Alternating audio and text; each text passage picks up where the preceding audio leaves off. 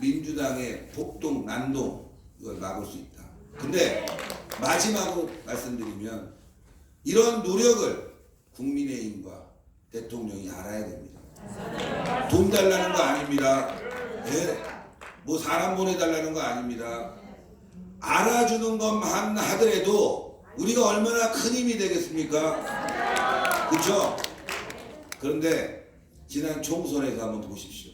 우리가 지역구 나갔습니까? 자유통일당이 그저 비례대표 한 2석 정도 얻어본다고 정말 국민의힘 많이 도와주고 애써주고 지역에서는 국민의힘 밀자, 그리고 비례대표는 자유통일당 집 찍어보자 그랬는데 그것마저도 방해한 새끼들이 바로 국민의힘, 아까 이봉규 대표님이 C8놈이라고 그러는데 그렇게 얘기하면 쌍스러워요. 이렇게 하면 C8 새끼들이 의뢰인을 괴롭히지 않았습니까? 이제 그래서 제가 말씀드리는 건 모이는 것도 중요하지만 세력을 만들어야 된다. 네? 모여서 뭐 우리가 이렇게 했고 지켜주는 거 중요하지만 우리가 주인공이 되는 일을 지금부터 시작해야 된다. 여러분들 국민의힘이 할 수 있는 일이 뭐가 있겠습니까? 법안 하나 제대로 통과시킬 수 있겠습니까?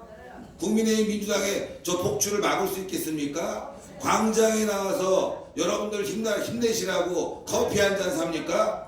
아무 역할도 못합니다. 그러나 이제 우리의 역할이 생겼다는 거예요.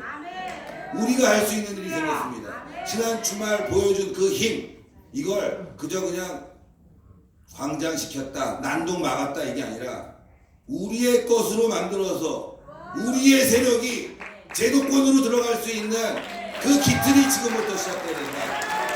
그게 중요하다고 말씀드립니다.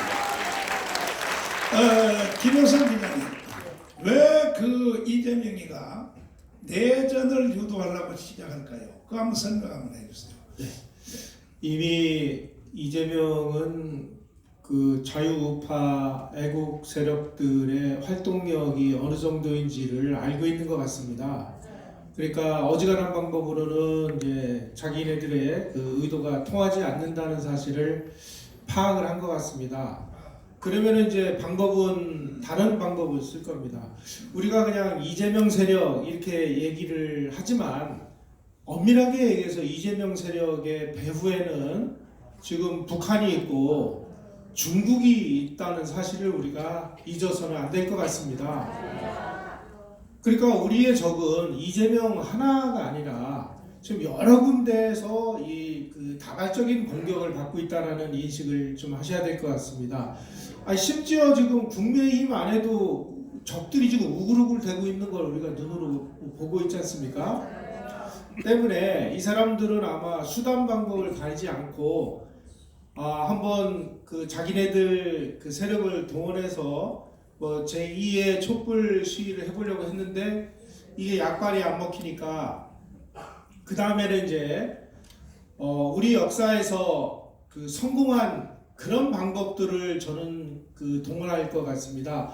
우리 현대사에서 이 좌파 세력들이 그 엉터리 짓을 벌여가지고 성공한 몇 번의 사례가 있습니다. 첫 번째, 1946년 10월 1일 날 대구에서 폭동이 일어났습니다. 대구 폭동이 왜 성공을 했느냐? 그때 그 황말용이라고 하는 그 사람이 경찰이 그 쏜 총에 맞아가지고 죽었다. 그래가지고 그 황말용의 시체라고 그래서 그 시체를 그 대구 의대 의대생들이 가운을 입고 그 시체를 떠내고 나와가지고 경찰이 죽였다 하고 사기를 쳐가지고 대구 시민들이 다 응원해가지고 일어나가지고 그 대구 폭동이 일어났습니다. 연구 결과 그 사람은 경찰이 쏜 총에 맞아가지고 죽은 황말용이라는 사람이 아니고요. 그 당시 그 대구에 콜레라가 유행을 했었습니다. 콜레라로 죽은 행렬병 환자의 시체였어요. 그 시체가 대구대학 그 해부용으로 그 들어와 있었는데 이게 콜레라로 죽은 시체니까 그냥 내고 갔다가는 또 이 콜레라에 감염될 우려가 있으니까 밤새도록 그걸 그 소독약으로 닦아낸 다음에 이거를 경찰이 쏜 총에 맞아 죽은 시체라고 거짓말을 해가지고 떠밀고 나와가지고 대구 사람들이 다 속은 거죠. 그래서 대구 폭동이 일어났어요. 1960년 마산에서 김주열 군이 최루탄에 맞아가지고 뭐 죽었다 그래서 그 시체가 떠올라서 그걸 보고 이제 4.19가 일어납니다. 최근 들어서 이 문제가 지금 아직 뭐 확실히 답은 나오질 않았는데 그 최루탄에 박힌 그 시체가 과연 정말 이 경찰이 최루탄을 쐈을 때 그게 맞으면은 그런 식으로 이 최루탄이 거기 들어가서 박힐 수가 있느냐 하는 부분에 대해서 심각한 의문이 제기가 되고 있습니다. 이미 이제 뭐 시체는 다 없어지고 사진밖에 남지는 않았는데 그 사진으로 볼 때 아니 어디다 대고 어떻게 쏴야 그 이렇게 뭉치가 된 그 최루탄이 사람의 이 두개골을 뚫고 들어가서 박힐 수가 있습니까? 그래서 이 부분에 관해서 이게 또 뭐 특정 세력의 공작이었을 가능성이 제기가 되고 있는데 이게 더 이상 연구가 안 되는 건 뭐냐면은 이미 뭐 김재열 군의 뭐 시체도 다 없어져 버렸고 관계자들도 뭐 생존해 있는 사람들도 없고 그러니까 그냥 역사 속에 묻혀져 있는 걸 뿐이에요. 따라서 마산 그 사건도 상당히 의심스러운 부분을 우리가 배제할 수 없습니다. 결정적으로 광주 사태를 저렇게 악화시킨 건 뭐예요? 시체 데모입니다. 따라서 우리가 비슷한 그 유형의 사례가 광안북은 어디서 어떤 형태로 벌어질지 모르는 이런 상황을 우리는 눈을 부릅뜨고 감시해야 됩니다. 특히 여러분들이 가지고 있는 이 카메라 이게 굉장히 저는 역사적으로 중요한 역할을 앞으로 할 거라고 보는데 이제는 우리 이제 그 애국우파들도 당할 만큼 당했어요. 쟤네들 수법이 어떻게 갈 건지도 이미 어느 정도 학습이 다 됐습니다.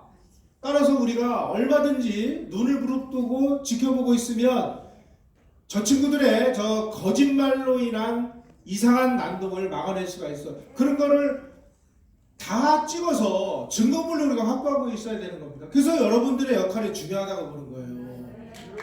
지금 저 이재명 세력은요,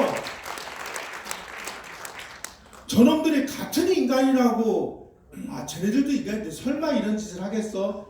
이런 낭만적인 생각은 버리셔야 됩니다. 공산주의자들은 자기네들이 그 권력을 획득하기 위해서 뭐 자기 부모는 물론이고 자기 자식 새끼까지 죽일 수 있는 그런 일들을 지금까지 수도 없이 벌여왔다는 사실을 여러분들은 잊지 마셔야 됩니다. 그래서 이승만 대통령이 뭐라고 연설했습니까?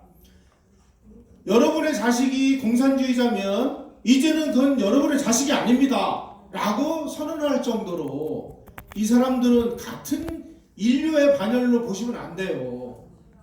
다시 말씀드리면 언제든지 이 사람들은 극한 상황에 몰리면 무슨 짓이라도 벌일 텐데 그 무슨 짓을 벌이는 것이 예전처럼 쉽지는 않을 것이다. 왜? 여러분들이 눈을 부릅뜨고 있기 때문에 이 사실을 긍지와 자부심을 가지고 여러분들이 책임 있는 그 의식을 가지고 눈을 부릅떠 주시기를 다시 한번 당부드립니다. 자, 광주 사태에 대해서 한 가지 더 물어보면 네. 경상도 군인들이 네. 전라도에 와서 처녀들의 젖가슴을 다 도려냈다. 네. 그 다음에 임신부의 배를 갈랐다. 네. 그게 사실이었습니까? 그걸 사실이라고 믿는 사람들도 있어서 일이 복잡하게 된 겁니다. 누가 믿었느냐? 전라도 사람들이 믿은 거예요. 그런데 여러분들 이 전라도 광주 사람들이 이 사실을 믿게 된 과정을 보시면 굉장히 의문점이 드는 부분들이 바로 그 부분입니다. 1980년 5월 17일 날 그 김대중 그 당시 그 정치인이 체포가 되죠. 그리고 나서 이 소식이 전해지니까 5월 18일 날 아침에 전남대생들이 등교를 하다가 거기서 공수부대원들하고 추석전이 벌어졌습니다. 그리고 나서 오후 3시에서 4시 사이에 광주시 전역에 지금 목사님이 말씀하신 그런 내용의 유인물이 광주가 이 적은 도시가 아닙니다. 그런데 거의 전역에 거의 비슷한 내용의 이 삐라가 일시에 뿌려진 사실이 밝혀졌습니다. 이건 뭡니까? 그 안에 있었던 아마 초기 단계에서 광주 지역에 암약하고 있던 이 고정간첩이 뭔가 지령을 받아가지고 움직였을 가능성을 시사하는 것입니다. 그리고 그 당시에 이 그 합동수사본부의 이 수사 결과에 의하면은 광주 사태 그 벌어지던 그 무렵에 이 남한에 있는 이 그 고정 간첩들하고 북한에서 지령을 내리는 이 통신량, 교신량이 급격히 증가한 사실이 밝혀졌습니다. 다시 말씀드리면 광주 사태 초기에 이 일을 급격히 확산시키기 위해서 모종의 세력들이 아주 치밀한 준비하에 움직였다는 사실은 누구도 부인할 수 없는 사실입니다. 자, 고성 박사님. 이제 이재명이가 내전으로 유도할 것 같은데 광주 사태 같이 또 뭐 처녀들의 적가성을 다 드러냈다 이런 전단지를 뿌리면서 내전을 몰고 가면 우리 광화문 우파가 이길까요? 이재명 세력이 이길까요? 그거 한번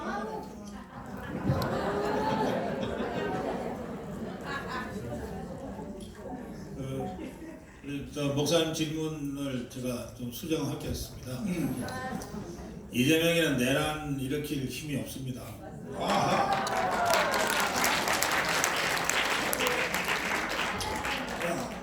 내란을 일으킨다는 뜻은 최소 수백 명, 수천 명 죽을 각오를 한다는 뜻이잖아요.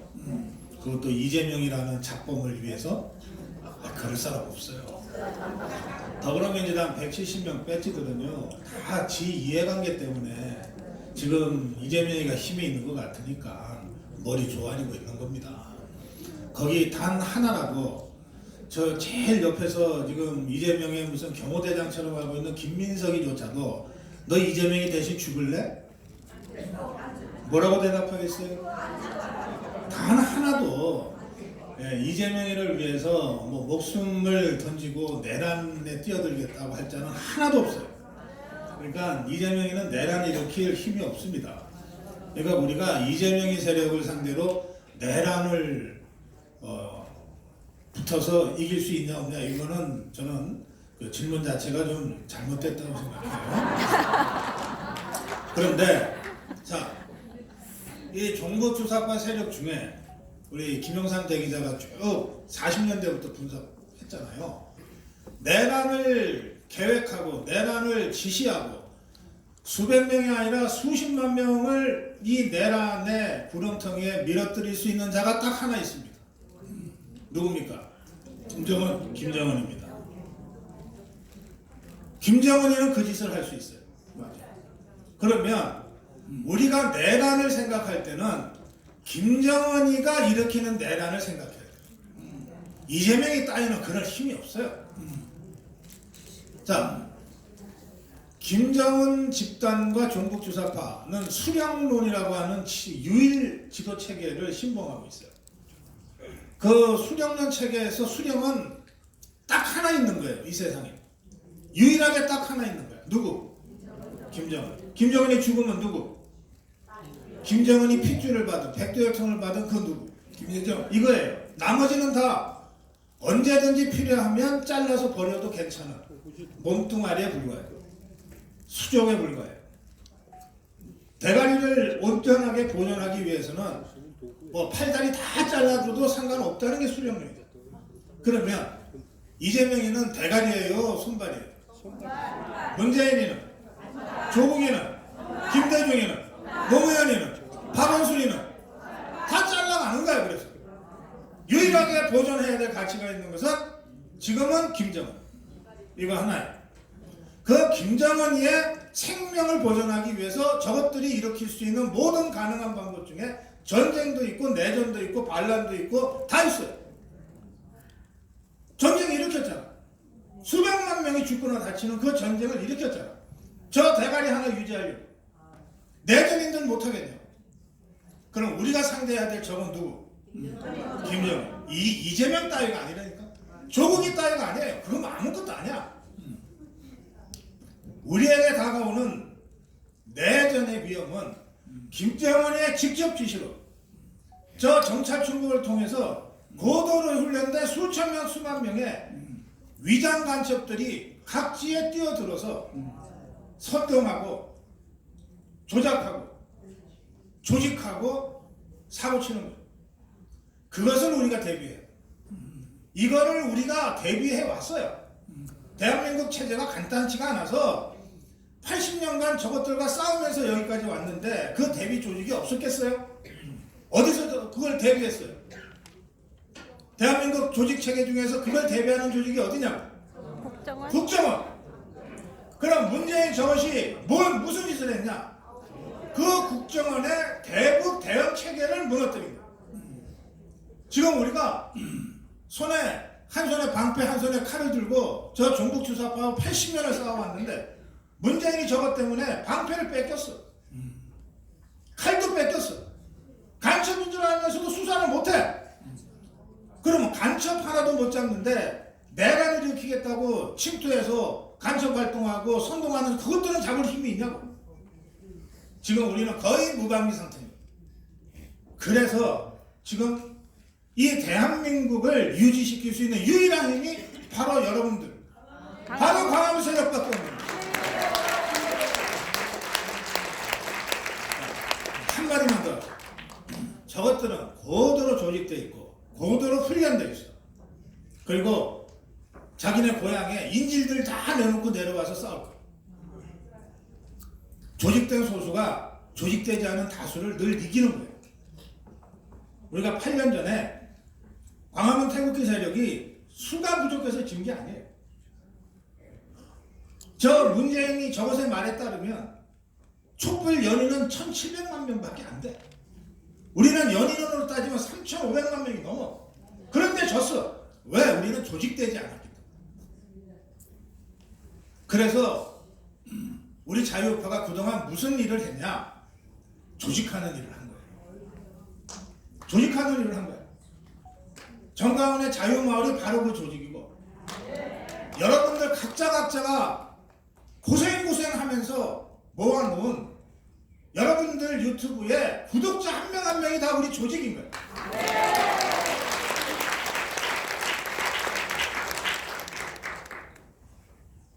이 조직을 더 고도화시켜야 돼요. 정치의식을 더 강화시켜야 돼요. 우리가 왜 여기에 있는지, 그리고 우리가 상대해야 될 적이 어떤 사람들인지 어떤 세력인지를 정확하게 인식하고 있어야 돼요. 이재명이 하나라면 이봉규 혼자 보내도 이겨. 아니, 조국이 정도면 신신이라도 이긴다니까. 그러나 김정은 집단과 상대해서 우리가 싸워야 돼. 그래서 우리가 모여야 되고 조직해야 되고 정치의식을 더 고도화해야 됩니다. 그러면 능히 이길 수 있습니다. 자, 손상대 교수님에게 다시 불화로 질문 하나 넘기는데, 황장엽 선생님이 국가의 2인자에 있었단 말이에요. 와서 자기가 남한에 파송한 간첩이 5만 명이라고 그랬어요. 그리고 저하고 함께 2년 동안 활동했던 김국선 선생님은 소속이 정찰총국 문화교류국 소속이에요. 그러니까 정보계통으로 탈북해서 본 사람 중에서는 가장 높은 사람입니다. 이 사람은 뭐라 하냐, 15만 명이 넘었다고 했어요. 고정 간첩이. 자, 그래서 우리는 이 내전을 준비를 해야 된다 이 말이죠. 송단희 교수님, 프로에서 또 누가 한 분을 선택해서 이 내전을 어떻게 이길 것인가 한번. 제가 방금 말씀을 잘 들었을 텐데, 질문하신 분이 기존에 했던 분은 좀 참아주시고, 또 하실 것 같아요. 내가 모르는 거 참아주시고, 다음 분이 방금 우리 목사님 말씀하신 대로 남한에 뭐 간첩이 뭐 한 20만, 100만이 있다 그래요. 이 내지를 어떻게 준비해야 되는지, 또 누구에게 어떤 질문을 하고 싶은지 소속을 밝히고 질문을 먼저 해주는 게 예입니다. 자, 손을 들어 주세요. 아, 이거 안 된다고. 아, 예. 저쪽 뒤에 계십니다.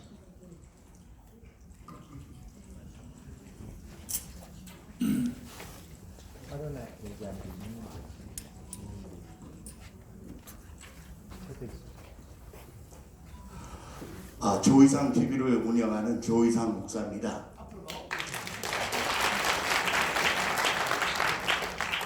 대한민국의 철천지 원수는 공산주의입니다.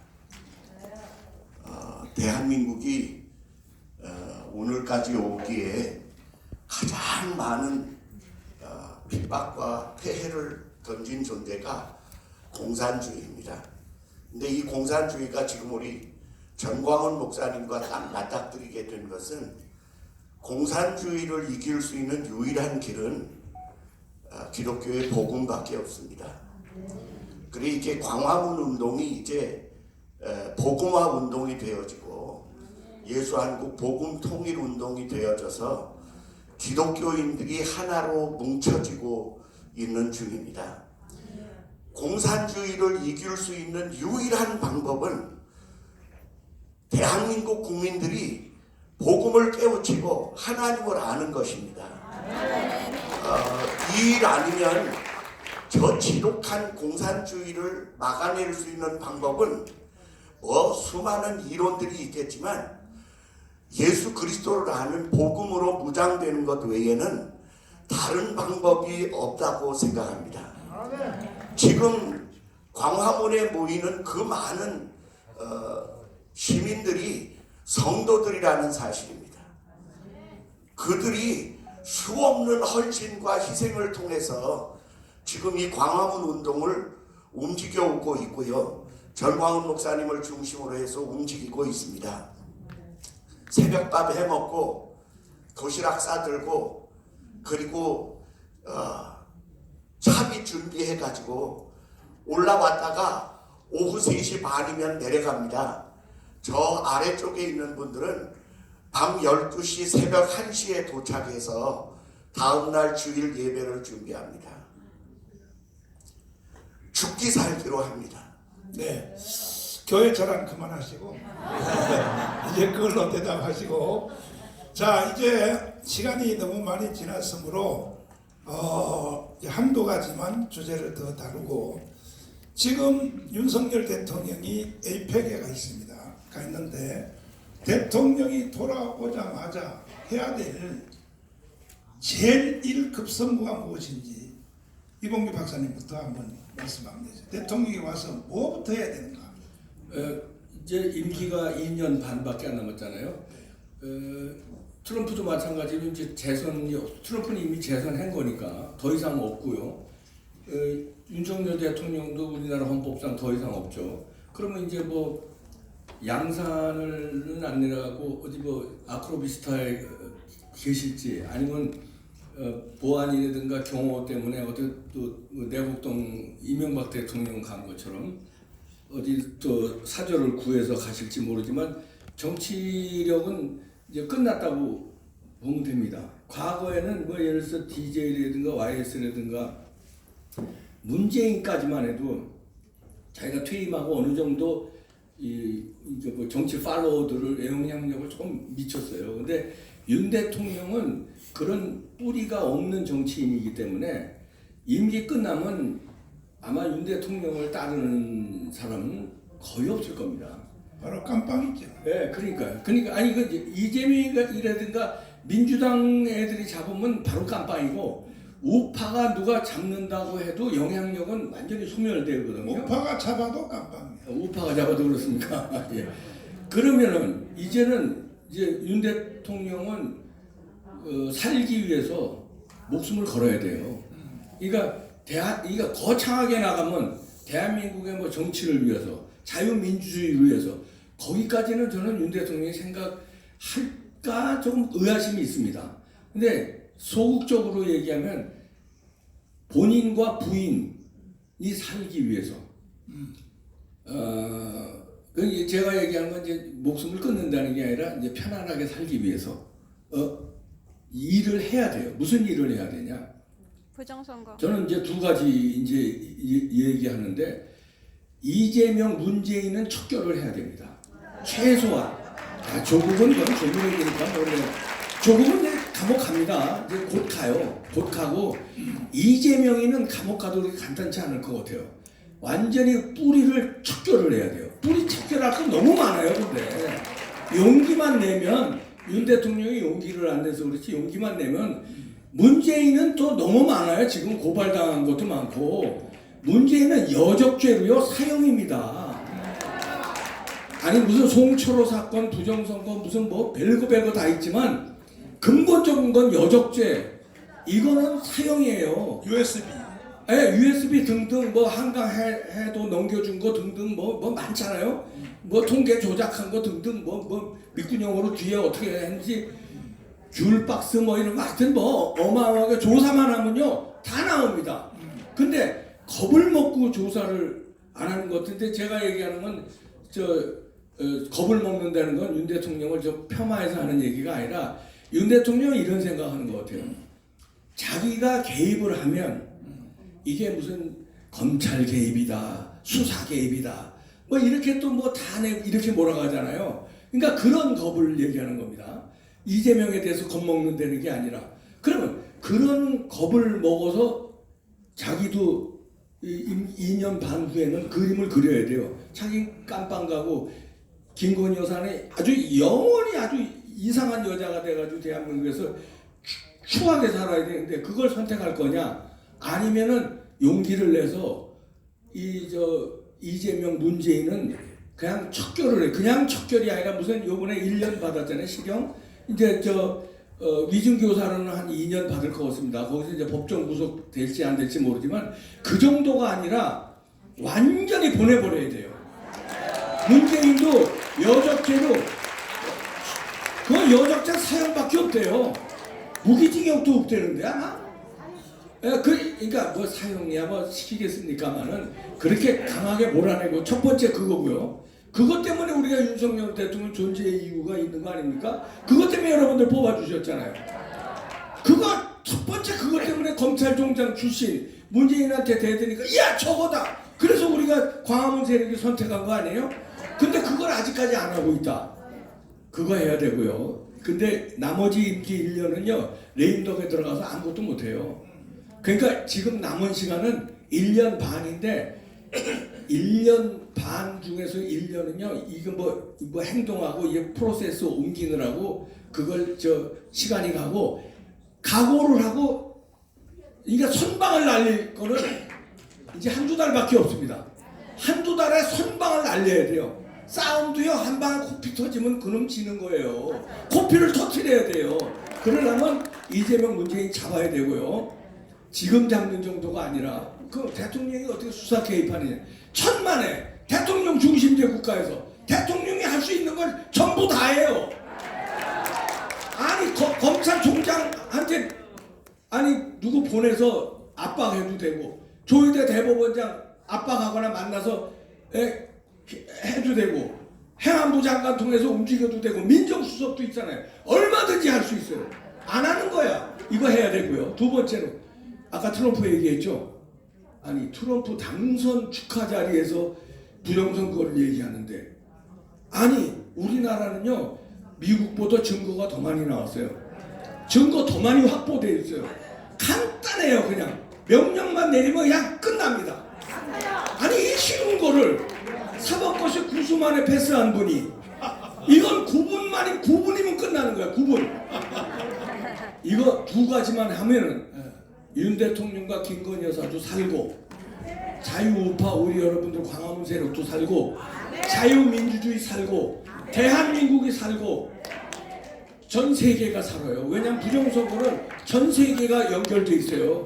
전 세계가 사는 일이야. 영웅되느냐 아니면 추하게 감옥 가느냐. 아니 선택이 이렇게 간단한 걸 이걸 못해요. 몇 달 앞으로 한두 달 내에 코피 터뜨리고 선방 때리고 그 다음에 진행해서 1년 내에 끝장을 내야 됩니다. 최현식 대통령이 돌아오셔서 제일 먼저 해야 될 일이 뭐라고 생각합니까? 요즘 보도를 보니까 한동훈 관련 보도가 동훈이가 달라졌어요. 당정 차별화, 분리. 갑자기 한동훈 측에서 우리는 함께 가야 된다, 우리 대통령 이러더라고요. 댓글 문제 터지니까 이자가 이제 SOS를 보내는 거죠. 저는 대통령이 돌아오면 그렇게 민주당하고 조선일보하고 한동훈이 원했던 당정 분리 차별화 확실하게 해야 됩니다. 대통령 할 거 없습니다. 솔직히 2년 동안 뭐 제대로 된 게 없습니다. 지금 조금 해갖고 이재명 수사되는 건데 그것도 원래 해왔던 거고, 저는 윤석열 대통령이 정확하게 알아야 됩니다. 지금부터 윤석열의 세력을 만들고 대한민국 세력을 만들어야 된다. 당정 분리가 뭐냐? 국민의힘이 함께한다? 쟤네들 탄핵 도장 못 찍습니다. 그만한 깡 있는 놈들도 아니고 그만한 대안이 있는 놈들도 못 됩니다. 이번에 김건희 여사 표결 다 불참한 거 보셨죠? 지네들 앞길에 불똥 떨어지니까 비겁하게 나오는 거 아닙니까? 소신도 없이, 물론 잘한 겁니다. 잘못했다는 게 아니라. 대통령은 전 공무원 사회, 이 관료 사회에 막강한 힘을 갖고 있습니다. 그게 어디서 나옵니까? 바로 인사에서 나옵니다. 인사에서. 인사권 없는 대통령은요, 그건 죽은 대통령이랑 똑같은 거죠. 윤석열 정부 2년 동안 공기관장 여러 자리들이 문재인의 알박기로 굉장히 힘들었습니다. 근데 그 이후에도 보니까 제대로 된 인사가 또 안 이루어지고 있는 거예요. 여기 옆에 우리 민영삼 대기자님, 이런 분들 좋은 자리 가야죠. 네? 제가 말씀드린 건 뭐냐? 윤석열 대통령이 2만 개의 자리에 애국 우파를 다 막아줘야 됩니다. 한동훈이가 국민의힘에서 이 사람 필요로 한다? 다 필요 없습니다. 트럼프 보셨죠? 충성심 위주로 하는 거예요. 인사는 전문성 필요하죠, 당연히. 전문성 필요합니다. 그런데 전문성이 필요한 자리에도 충성심 없는 놈은 그 다음 순서예요. 전문성보다 충성심, 전문성, 애국심 1번으로 갖고 있는 사람을 전국에 박아줘야 되는 거예요. 그 사람들이 요이 땅 하면 광화문에 2만 명 동원될 수 있게 해야 됩니다. 네? 이 건물에 고박콘데 이 대통령 박아줬어요. 네? 민모 씨입니다. 광화문에 나와서 곱빼기도 안 보이더군요. 그런 사람 박을 필요 없어요. 박은 순서대로, 좋은 자리 준 순서대로 대통령과 싸울 수 있는 사람 2만 명 전사를 만드는 게 대통령이 할 일입니다. 그 누구랑 해야 되냐? 우리와 함께하고 전광훈 목사님하고 해야지. 뭐 지금 정책만 들고 뭐하고 법원에서 말 들어줍니까? 국민의힘이 말 들어줍니까? 한동훈 저것도 말 안 들어주는 판인데 민주당이 말 들어줍니까? 대통령이 할 수 있는 건 인사권뿐이 없어요. 장관에다가 문화부 장관 유인촌 앉혔는데 뭐합니까 도대체? 그거 바꿔야죠. 잘못한 놈들 다 바꾸고 제대로 할 수 있는 사람, 애국심 있는 사람 박아줘야죠. 대통령이 2년 동안 할 수 있는 일은 그것뿐이 없다. 그래서 마지막 날까지, 나갈 때까지, 그날까지 우리 애국 우파를 심어놓고 나가는 일뿐이 없다. 그래서 지금 인사한 사람들 쭉 보니까 말이죠. 제가 오늘도 말씀을 좀 드리고 싶습니다. 네? 대통령은 말이죠. 또 대통령실에는 아직도 한동훈의 정보 라인들, 패거리들, 네? 댓글 조작 단원들이 있다. 대통령실에도요, 여러분들. 국민의힘에도 있습니다. 이번에 댓글 조작 대통령을 협박했어요. 그 다음날 바로 잡을 수 있습니다. 아, 그 협박한 사람 전화번호 뭐죠?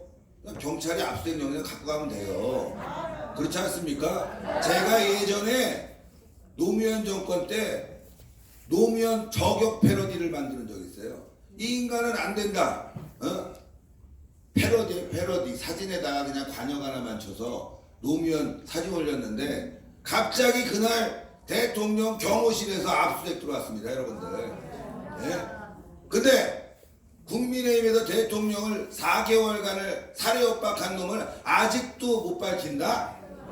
예?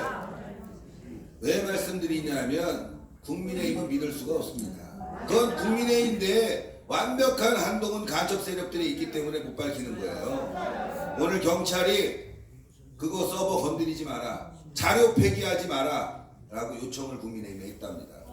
결국 압수수색 들어갈 겁니다. 제가 말씀드리는 거는 대통령은 당, 정, 분리 확실히 하시고 인사는 애국 인사로 해서 임기 후반을 제대로 끌고 나가고, 그리고 전광훈 목사님과 손잡고 세력을 만들어야 됩니다. 보세요, 여러분들. 박근혜 대통령 인기 많았죠? 세력 없습니다. 네, 깜빵 갔습니다. 이명박 대통령 보셨죠? 깜빵 갈 때 혼자 갔습니다. 네, 슬퍼하는 사람 거의 없었습니다. 윤석열 대통령은 남은 임기 동안 우리 애국우파와 스킨십을 만들어서 윤석열 대통령 지키는, 대한민국 지키는 전사로 키우는 활동을 해야 된다. 저는 그 말씀을 강력하게 전합니다. 김영삼 기자님, 대통령이 돌아오시면 제일 먼저 해야 될 일이 뭐라고 생각하십니까?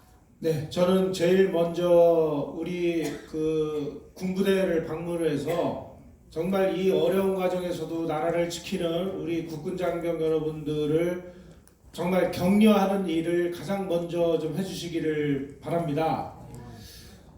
두 번째 문제가 있습니다. 지금 우리 한국 사회가 이렇게 그 혼란에 처한 근본적인 이유는 우리 국민 정신이 무너졌기 때문이라고 생각을 합니다. 박정희 대통령 시절에 국민교육원장을 우리는 다 외웠습니다. 거기에 들어있는 내용이 뭐 정확하게 무슨 내용인지는 모르면서도 이거 외우라고 하니까 열심히 외웠습니다. 지금도 외우라고 하면 외울 수 있습니다. 이게 무슨 뜻이냐면 그 안에 들어있는 그 정신을 그냥 암기를 함으로써 우리의 행동으로 표출되고 생각으로 표출되고 사상으로 표출되도록 그렇게 만드는 겁니다. 국민교육원장의 내용이 뭐예요? 우리는 민족 중의 역사적인 사명을 띠고 태어났다. 이 땅에 자주 독립해. 우리가 그 국민교육원장을 통해서 우리는 뭘 하려고 했나요? 자유와 민주와 이런 가치를 우리가 내리기 위해서 국민교육원장을 만든 거 아니겠습니까? 그런데 김영삼 정부 때 이걸 폐기했고 노무현 정부 때 이걸 교과서에서 없애버렸습니다. 없애버리면 그 대안이라도 만들었어야 되는데 그냥 폐지를 해버렸어요. 그 폐지를 하고 나서 그 빈자리를 뭐가 파고 들어왔습니까? 소위 말하는 좌익이념이 파고 들어온 거예요. 그래서 지금 우리는 도대체 이 나라가, 이 국민들이 어디로 가야 되는지에 대한 목표와 방향이 불분명한 나라가 되어버렸습니다. 이걸 다시 우리가 이렇게 세우려면 제2의 국민교육원장이 필요합니다. 지금 이 상황에서 뭐 아까 제가 오다 보니까 대한민국이 올해 뭐 일본의 그 1인당 소득을 뭐 추월하는 그런 아주 기념비적인 해라고 그렇게 적힌 프랜카드를 봤습니다. 여러분, 우리가 이런 나라가 됐는데 아직까지도 뭐 일본을 저주하고 일본을 막 씹어먹을 것 같이 이러한 국민 정신은 왜 만들어졌습니까? 우리의 이 정신이 지금 어디로 가야 될지를 모르는 혼동 상황이 있기 때문에 이 좌파들이 그야말로 이 좌익 이념을 무차별로 국민의 머릿속에 집어넣을 수 있는 그런 공백 상태가 생긴 것이죠. 윤석열 대통령이 해야 될 일은 제2의 국민교육원장을 만들어서 이 대한민국이 어디를 지향하는 나라로 갈 것이냐 하는 이 애국적 가치를 확실히 세워주는 이 일이 저는 다른 무엇보다도 중요하다고 생각을 합니다. 자, 고성도 목사님 주문과 함께 대답을 한번 해주십시오. 대통령이 와서 제일 먼저 해야 될 일이 있는데 제 부탁하는